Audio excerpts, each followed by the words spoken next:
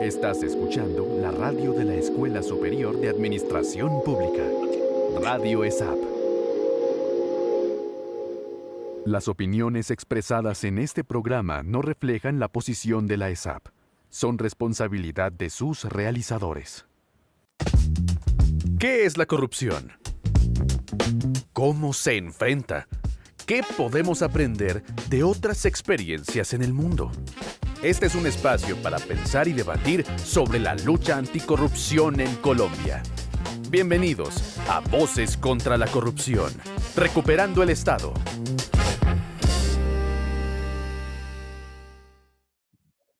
Hola a todos y todas, seguimos con nuestros programas de Voces contra la Corrupción. Este programa radial de la Escuela Superior de Administración Pública se emite en el marco del proyecto de investigación financiado por la Subdirección de Investigaciones, titulado La lucha contra la corrupción, un estudio comparado. Hoy tenemos una super invitada, es la doctora Sandra Jimena Martínez. Sandra es directora programática de Transparencia por Colombia, específicamente del área de iniciativas con sistema político y Estado.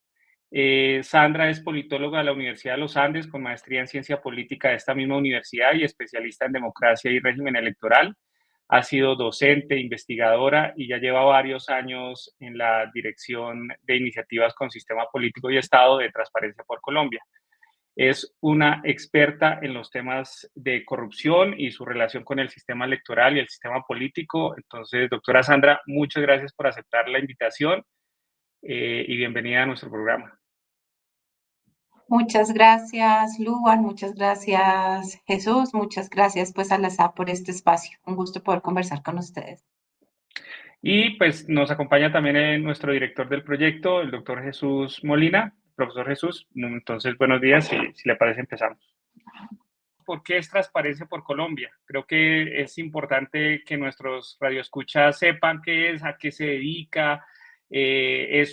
Porque a veces se suele confundir, además como lo estamos emitiendo en la Escuela Superior de Administración Pública, se pensará que es alguien del Estado. Entonces sí me parece importante empezar por ahí y si también nos ayuda complementando con qué hace la dirección que usted lidera específicamente.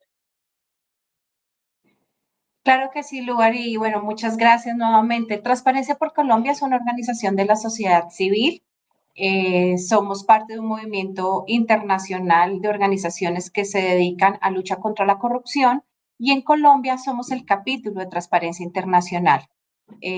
Llevamos 26 años de trabajo, nos organizamos en distintas líneas de acción para juntarlo con tu otra pregunta, unas que tienen que ver con iniciativas en sector privado, otras que tienen que ver con temas de trabajo específicamente con sociedad civil, temas de movilización ciudadana, de acompañamiento, digamos, a organizaciones de sociedad civil, y la dirección programática que tengo yo, que tiene que ver con temas asociados al sistema político, acceso al poder, integridad política, financiamiento de la política, que sé que es un tema que vamos a abordar hoy, y Estado en general, que tiene que ver con unos temas en los cuales nos concentramos porque son cruciales para la lucha contra la corrupción, como contratación pública, medidas de prevención y de fortalecimiento institucional, de temas de pesos y contrapesos, seguimiento a sanción de la corrupción.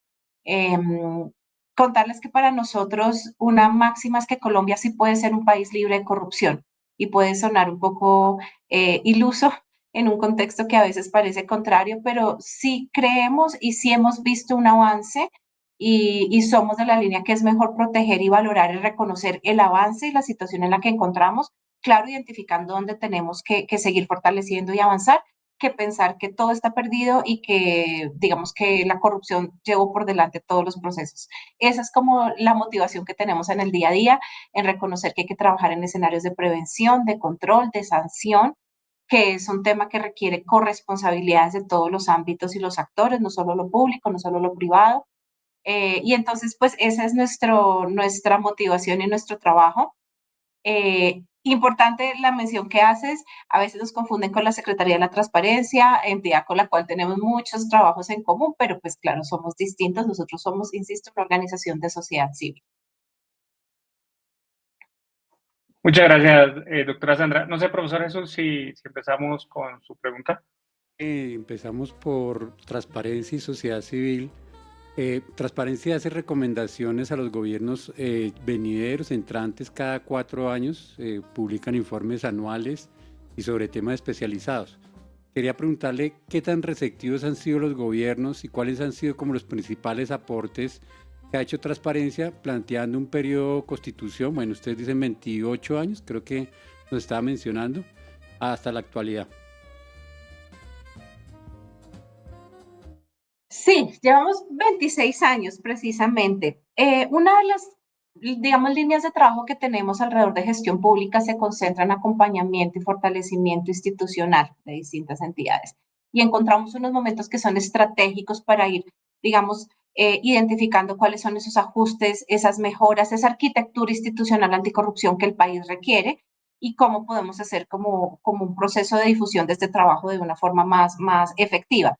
En efecto, cuando son los momentos preelectorales, por ejemplo, pues en este que nos encontramos ahorita, donde estamos pues en ciclo electoral, legislativas, presidenciales, aunque pareciera que se nos está adelantando la presidencial, pero primero legislativa, después es presidencial. Pero en momentos como estos, en los momentos en que quedan los programas de gobierno y en los momentos donde se definen los planes nacionales de desarrollo, son momentos que nosotros priorizamos. Y durante el desarrollo de los gobiernos también hacemos unos seguimientos, se llama balance de la acción pública anticorrupción. Los hemos hecho durante los 4 años del gobierno Duque, los hemos hecho durante pues, los 3 años que lleva el gobierno Petro y la idea es poder seguir haciendo este ejercicio. ¿Por qué hacemos estos seguimientos? Porque entendemos que si bien se requiere un liderazgo del más alto nivel, digamos en el gobierno, en el ejecutivo y estar, digamos, las estrategias anticorrupción en cabeza del gobierno, sabemos que son estrategias que tienen que trascender y volverse estrategias de país. Por eso creemos que no es como solamente la apuesta de un gobierno y que insistamos como que, bueno, avancen en esto, avancen en lo otro, sino que tanto de esto puede quedar institucionalizado, puede traducirse en normativas, puede verse en cambios reales. Y pues a lo largo de los 26 años, la verdad es que sí hemos encontrado varias cosas que han podido ser acogidas, adoptadas, implementadas y que hoy son temas institucionales. Te podría dar unos ejemplos. La ley de transparencia de acceso a la información pública, la ley 1712, que es crucial para todos los temas que tienen que ver con acceso a información necesaria para la garantía de derechos para la ciudadanía y, claro, para la prevención también de la corrupción. Esa es una ley que surgió de discusiones desde sociedad civil, que se planteó en articulación con entidades públicas, que se acogió de modelos digamos, a nivel internacional y estándares internacionales de compromisos de lucha contra la corrupción. Y en Colombia, Transparencia, en asocio con otras organizaciones de sociedad civil, lideramos todo lo que fue el proceso de elaboración, de discusión y de aprobación de esta ley de transparencia y acceso a la información. Otro ejemplo muy concreto que tiene que ver con el financiamiento de la política. Colombia plantea que toda la información asociada al financiamiento de la política es de carácter público. Esto es el artículo 109 de nuestra Constitución. Sin embargo, antes de 2011 realmente no existía un canal efectivo para poder hacer pública esta información. Y en un proceso de trabajo desde Transparencia por Colombia, con apoyo de cooperación internacional, con apoyo de otras organizaciones como el Instituto Nacional Demócrata, partidos políticos y el Consejo Nacional Electoral, elaboramos una herramienta en formato web. Ahorita eso suena normalísimo, pero esto es 2011, donde todavía estos temas estaban empezando, pero dijimos, nos pasamos una rendición de cuentas en formatos electrónicos. Colombia es uno de los países pioneros en este tema en la región. Finalmente se desarrolló el aplicativo Cuentas Claras, el cual fue adoptado por el Consejo Nacional Electoral y hoy es de uso obligatorio por todas las entidades. Si nos vamos más para atrás, Internet para la rendición de cuentas fue producto de un trabajo que hicimos previamente en Transparencia por Colombia. Algunos de los índices, digamos, de integridad que se aplican hoy en día surgieron de unas mediciones que nosotros hacíamos y que seguimos haciendo cada cierto tiempo, que son los índices de transparencia de las entidades públicas. Entonces, es muy buena esta pregunta que me haces porque a veces uno pensaría como que actuamos de maneras paralelas y no logramos sinergias y la verdad es que los 26 años de trabajo de transparencia han mostrado que sí hemos podido lograr sinergias, incidencias de distintos sectores y avanzar hacia este objetivo común de lucha contra la corrupción. Yo ahí tengo una pregunta, doctora Sandra, y es, digamos, en términos de gestión uno ve avances. En anteriores programas miramos el tema de contratación, también pues hoy sale el tema de la ley de transparencia que pues en últimas se han incorporado en los modelos de gestión o en los modelos de operación de las entidades. Eso es como en el bloque de gestión. Algo que nosotros no hemos discutido a fondo y que vale la pena, dada su experticia, es el tema político, porque a veces pues la gestión está ahí, pero pues la voluntad política está arriba. Y la pregunta que hacía el profesor Jesús se relaciona, ¿qué tanta voluntad hay? Pero sobre todo, cómo se llega al poder, cómo se accede, cómo se financia. Entonces, ahí pues sí sería muy importante TPC que ha identificado y cuáles serían como las líneas de los próximos años para un poco incidir en esas reformas políticas que se necesita para una lucha más frontal contra la corrupción. Claro que sí. Pues yo creo que sin duda uno de los aspectos que tenemos en nuestro país, y no solo en Colombia, sino que es casi que intrínseco al proceso democrático de acceso al poder político, es que la forma, sobre todo la forma en que se consiguen y se invierten recursos para acceder al poder, presenta varios riesgos de corrupción. No necesariamente es corrupción, hay que hacer esta diferenciación, pero en la forma en que se requiere para poder participar en la política sí se abren una gran cantidad de riesgos de corrupción que tienen que trabajarse, mitigarse, atenderse, ya sea desde la prevención, desde el control o desde la sanción. Colombia tiene un sistema de financiamiento mixto, que la verdad es un modelo que pues se replica casi en todos los países de la región. Hay algunos países que han intentado pasarse a modelos 100% públicos y no les ha funcionado, o 100% privados y tampoco les ha funcionado. ¿Qué es la financiación mixta? Que hay un aporte público para distintas actividades del proceso político electoral, aparte de la logística del proceso electoral, que esa sí la financia el Estado, pero esto es un aporte específicamente a partidos y a candidatos, a campañas para apoyar el desarrollo de las actividades políticas, y un financiamiento privado que dependiendo de los países hay unos modelos distintos. Por ejemplo, hay países que prohíben completamente los aportes de las empresas o las personas jurídicas. Colombia permite el financiamiento de personas jurídicas con la única excepción de las campañas presidenciales. Este modelo de financiación lo que permite es la confluencia de distintos actores e intereses que apoyan la participación política de partidos y de candidatos. Esto desde, digamos, desde el deber ser y desde las reglas. ¿Qué elementos entran aquí a tener como un juego asociado a los riesgos de corrupción? Cuando hay un mal manejo de estos recursos, independientemente si son de origen lícito o ilícito. Un mal manejo tiene que ver en el uso, el monto o la destinación de los mismos. ¿Por qué hablo de los montos? Porque Colombia tiene unos límites y unos topes máximos de gastos permitidos. Siempre escuchamos en procesos de campañas que todos dicen en los medios de comunicación, en algunas investigaciones, las campañas costaron 3.000 millones más de pesos que lo que se reportaron, o bueno, cifras incluso mayores. Y sí puede ser que haya un subregistro de cuánto se gasta en campañas, pero la apuesta de poner unos techos máximos es que se garantice equidad en la participación política. Si se levantan todos los topes, lo que va a pasar es que algo que ya vemos un poco que sucede en la práctica, pero hay unos controles, es que quien más plata tenga es quien más sale elegido y le queda muy difícil a otros candidatos que pueden ser unas muy buenas opciones entrar a participar cuando no existen techos. O sea, usted invierta todo lo que quiera en una campaña. Luego, en riesgo de corrupción, siempre es necesario preguntarse cuál es el incentivo de yo invertir tanto dinero, incluso teniendo en cuenta los topes que hay en Colombia. Pero si me voy a volar los topes, ¿cuál es el incentivo? ¿Realmente es este deseo ferviente de ser un funcionario público, de ser elegido por voto popular, de ejercer este cargo? ¿O hay algún otro interés? Porque, pues, nuevamente, el acceso al poder político, la toma de decisiones, la incidencia en presupuestos, en políticas públicas, en decisiones cruciales y estructurales para el país, pues también abren una oportunidad o una puerta para la corrupción. Entonces, manejo, monto, destinación de los recursos. Otro riesgo grandísimo que hay asociado, digamos, al proceso del financiamiento de la política y la participación política electoral tiene que ver con la rendición de cuentas de toda esta información.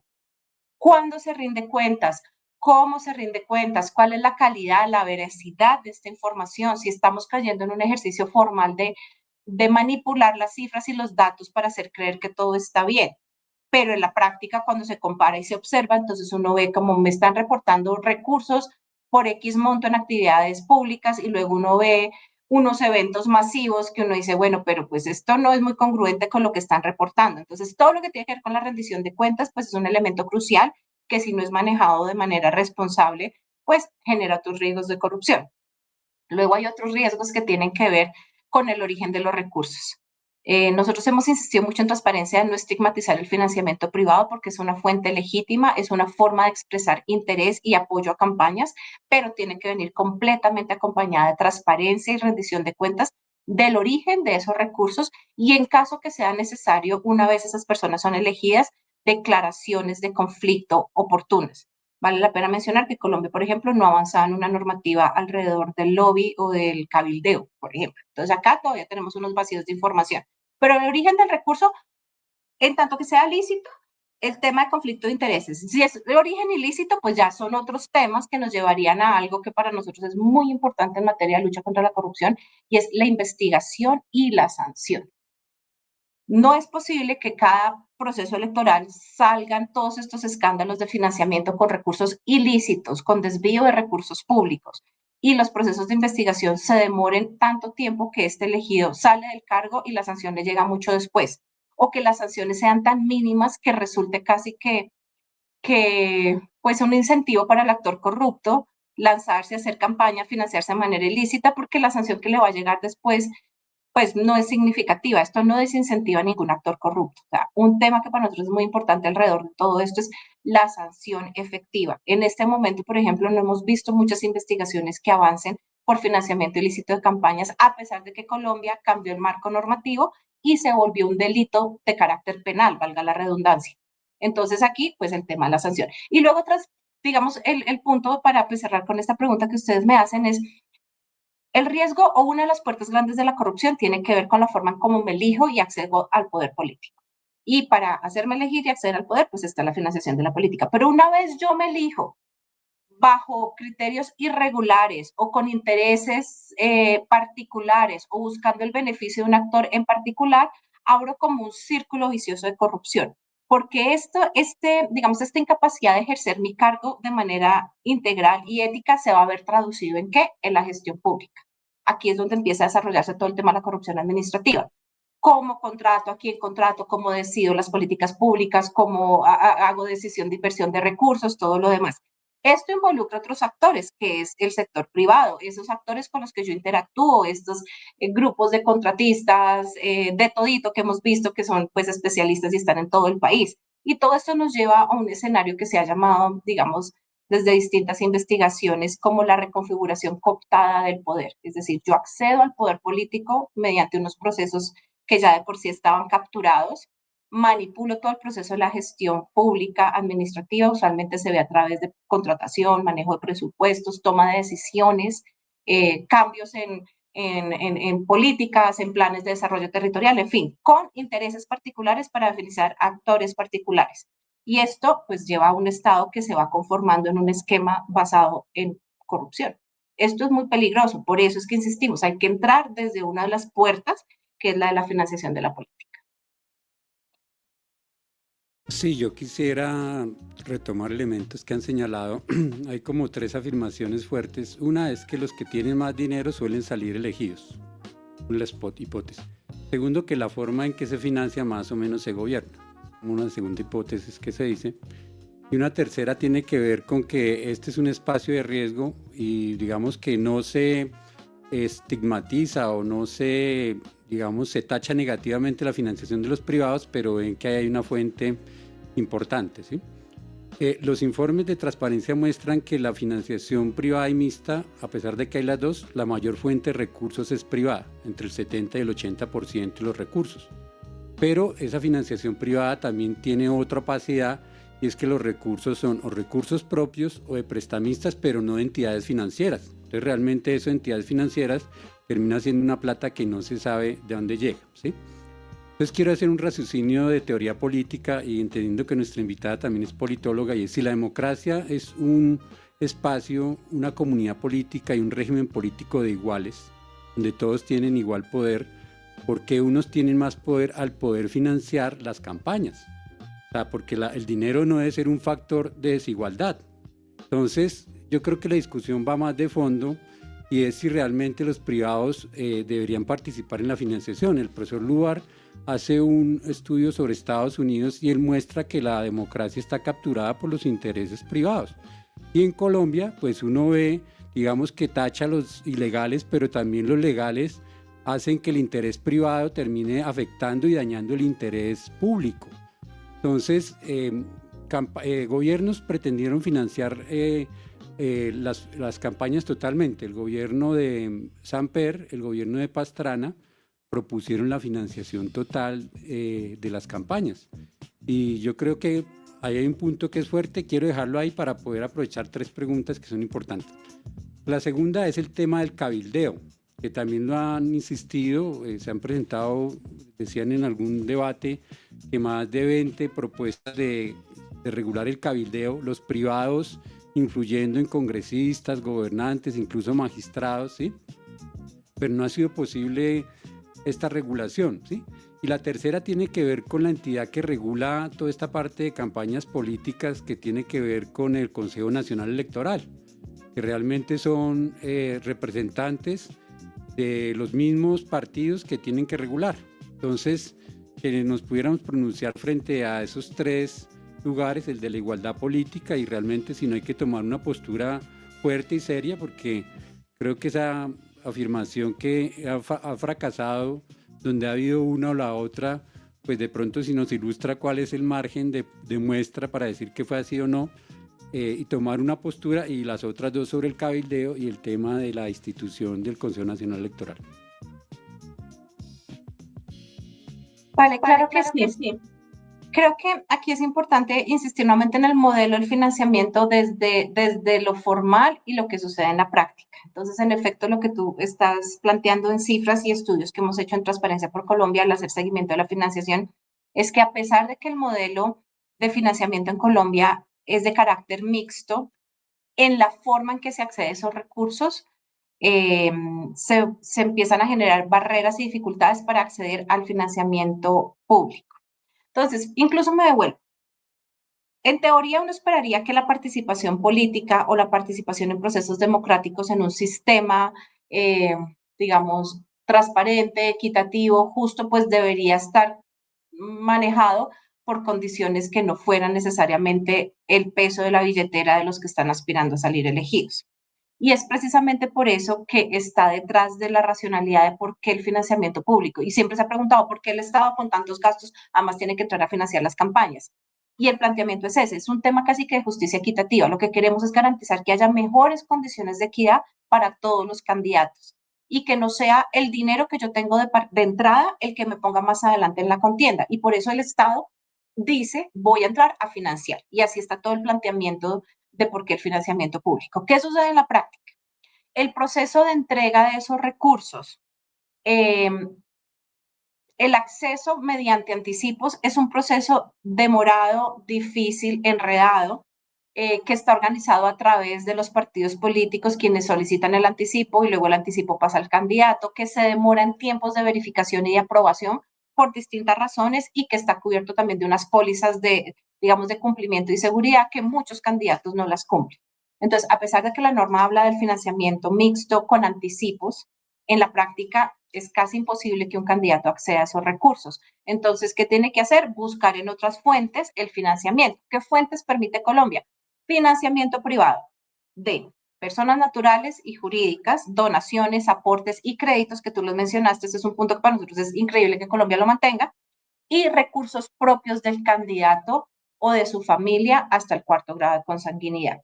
¿Cuál es la diferencia en esto? Un candidato, como está el marco normativo en este momento en Colombia, puede financiar el 100% de su campaña, puede poner la totalidad entre sus recursos y los de su familia, pero solamente puede recibir donaciones de privados, sean personas naturales o jurídicas, hasta el 10%. O sea, si tú me vas a donar, solo el 10%. Ah, pero la norma permite, si no me vas a donar, pero me vas a prestar, puedes prestarme el 100% de lo que me voy a gastar. Y lógico, tú mencionas lo de pues, los préstamos con entidades bancarias. Ahí se confirman otro tipo de riesgos, pero por ejemplo, frente al origen del recurso, pues uno se basa en que los bancos son un poco más cuidadosos en todo el tema de debida diligencia para verificar el origen de ese recurso y hacer el préstamo.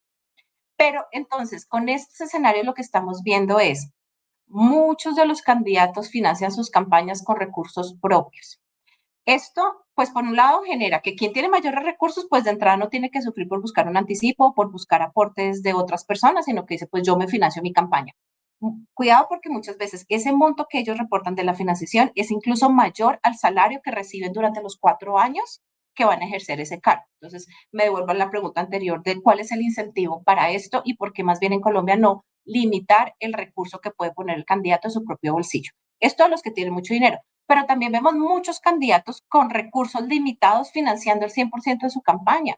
Y estos son los candidatos que a veces llamamos quemados, porque puso a disposición de una campaña política su patrimonio, casa, carro, beca, y de pronto no salió elegido y no va a conseguir una forma de tener ese financiamiento público que le ayude a sufragar esos gastos que incurrió en campaña. Entonces, ahí hay un problema que, digamos, está asociado al financiamiento 100% público. El otro problema para nosotros, independientemente de que sin duda un privado que va a financiar campañas puede tener un interés particular, y entonces acá la discusión es en torno a cómo tramitamos esos intereses en un escenario democrático de participación política. Porque tampoco podría yo decir, no, usted no puede financiar porque usted tiene un interés particular. Creo que sería mejor decir financie, pero declaren cuál es ese interés, ¿no? Que ese sería como un modelo un poco más racional que todavía no hemos logrado tener tampoco en Colombia. Me devuelvo al financiamiento público. Entonces, antes de campañas no llega el dinero. Eso sí, ya lo hemos confirmado muchísimas veces. El porcentaje a veces ni siquiera es el 1% del total de los ingresos que reportan los candidatos en las campañas. ¿Cómo entra el recurso público? Después de las campañas, con la figura de la reposición de gastos por votos. Entonces, es un proceso en el cual un candidato, después de las campañas, tiene un tiempo para recoger toda la información, rendir cuentas, enviarlo al Consejo Nacional Electoral. El Consejo revisa y dice, listo, sí señor, usted cumple todos los requisitos, tiene derecho a tanto monto de reposición de gastos por votos. Esto no es automático, a veces pasa 1 o 2 años. Si yo pedí un crédito con una persona natural o con una persona jurídica, de pronto yo estoy pagando intereses o lo que sea, mientras esa plata entra. Y ya con esa plata que entra, pues yo pago en teoría las deudas que adquirí. O sea que, digamos, en la práctica, el financiamiento público de campañas políticas en Colombia es después de las elecciones. Y termina siendo no una forma de ayudarte para que tú participes en la campaña, sino de ayudarte para que tú pagues las fuentes privadas que usaste para tu campaña, que son dos cosas muy distintas.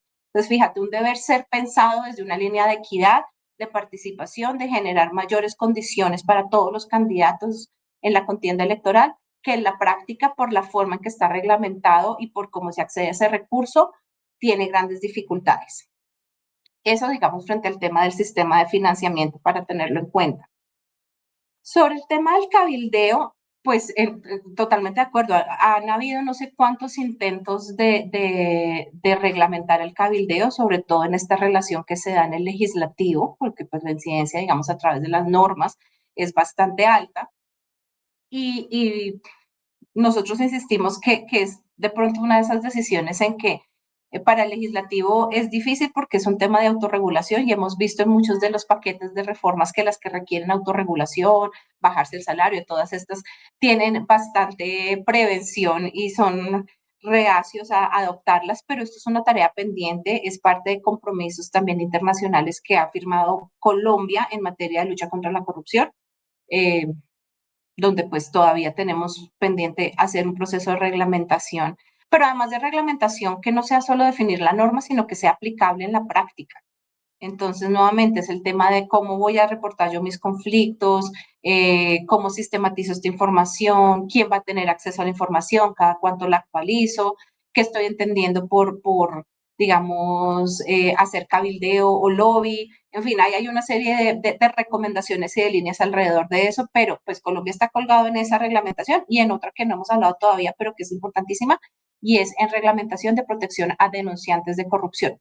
Les decía, hay unas cosas de medidas de prevención y hay otras cosas de control y sanción de la corrupción. Para eso se necesita la denuncia de la corrupción, pero Colombia todavía no tiene un marco establecido para proteger denunciantes de corrupción.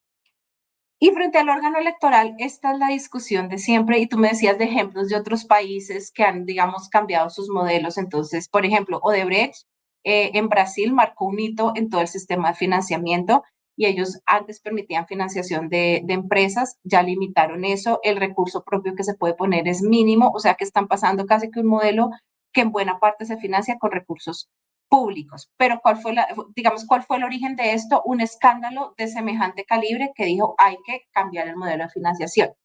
Pastrana y Samper cuáles fueron las motivaciones detrás de cambiar el modelo y decir, uy, no, como hay un riesgo que entren recursos ilícitos, en este caso, pues sabemos todos los escándalos que hubo de financiación, entonces hay que cambiar el modelo. Yo realmente creo, y pues ya del tiempo que llevo haciéndole seguimiento a este tema, que es pues desde 2010 que empecé en Transparencia por Colombia, cambiar el sistema de financiamiento para responder a un escándalo o una coyuntura no es algo que tenga vocación de sostenibilidad porque es para resolver una urgencia, pero no para mirar de fondo el problema que tú estás planteando al principio. Y es si nos ponemos de acuerdo en lo básico, que es que queremos acceso al poder político con unas reglas claras, con transparencia, con acceso a información, con control y rendición de cuentas, entonces definamos cuál es el marco y cuáles son las fuentes de financiación y no tachemos de una la financiación privada porque es una fuente necesaria y porque Colombia honestamente no tendría cómo financiar el 100% de las campañas públicas. O hacemos todo un cambio y se reducen en duración, en fin, habría que hacer todo un cambio de estructura que no se ha planteado en ninguno de esos proyectos de reforma de la financiación 100% pública. Entonces, insisto, reglamentar para atender un escándalo o una situación no tiene una vocación de durar, habría que hacer un proceso distinto en otro momento, una discusión a fondo de reforma política, de financiación de la política, y de la mano de eso, la autoridad electoral, que era el ejemplo, perdón que me fui por las ramas con la pregunta, pero la autoridad electoral, entonces tenemos modelos que son, digamos, en países federales, que tienen un tribunal electoral y también con presencia descentralizada. Nosotros tenemos un órgano electoral que es de carácter centralizado, eh, que le falta, si se quiere, bastante independencia porque además no pertenece a la rama judicial, o sea, las sanciones que impone llegan hasta cierto nivel, que son más de carácter administrativo y sanciones a los partidos políticos, pero ya para avanzar en sanciones de carácter penal, por ejemplo, otras sanciones, pues entra el Consejo de Estado, entra la Fiscalía, en fin, ya se abre un poco el panorama de quiénes más ejercen la autoridad electoral. El modelo de cómo se nombran los magistrados, yo creo que no hay un modelo único que funcione porque de la mano de estos ejercicios de los tribunales descentralizados o no, o órganos electorales centralizados, siempre ha estado la discusión de cómo se eligen a estos, en Colombia los llamamos magistrados, pero pues realmente es más por darles esta categoría, pero no cumplen con los criterios de un magistrado, digamos, de la rama judicial. Ese punto para nosotros es muy, muy importante porque lo que habría que trabajar un poco es cuáles son las características que tiene que cumplir un magistrado independientemente de cómo lo nominan y cómo lo eligen, cuáles son las inhabilidades y las incompatibilidades que los debería acompañar antes y después de salir de ese cargo, porque muchas veces los riesgos no están cuando están en el cargo, sino después de que salen del cargo, y qué otras instancias y escenarios de fortalecimiento de las capacidades del órgano electoral se podrían trabajar para evitar que sea una decisión, si se quiere, basada en favorecer intereses específicos de los partidos que los llevaron al cargo. Súper interesante, doctora Sandra. Realmente es un tema que tiene mucha tela para cortar. Le agradecemos mucho su aceptación a este espacio y estaremos muy atentos a las recomendaciones y a toda la labor que hace Transparencia por Colombia. Muchas gracias, doctora Sandra. A ustedes muchas gracias. Invitada a la escuela es un espacio para Transparencia por Colombia y para nuestro invitado. Muchas gracias.